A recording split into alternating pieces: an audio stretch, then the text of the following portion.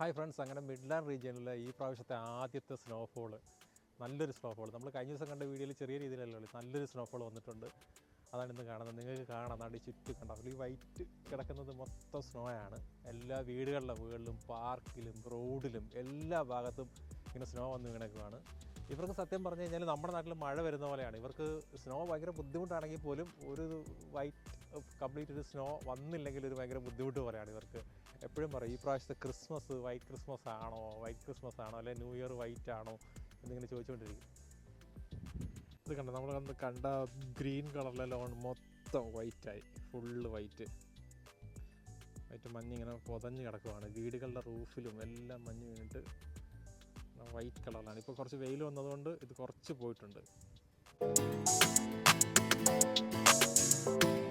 ഇത് കണ്ട ഒരു വീടിൻ്റെ റൂഫാണ് കംപ്ലീറ്റ് മഞ്ഞ് വീണിട്ട് ഇങ്ങനെ വൈറ്റ് കളർ കിടക്കുവാണ്.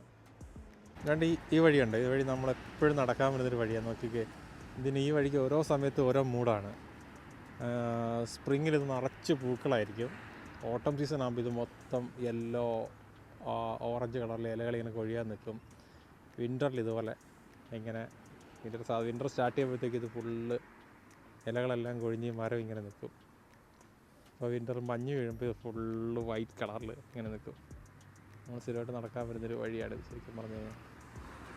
ഇങ്ങനെ ഓരോ സീസണിലും ഇവിടെ ഓരോ ലുക്കാണ് സ്ഥലങ്ങൾക്ക്.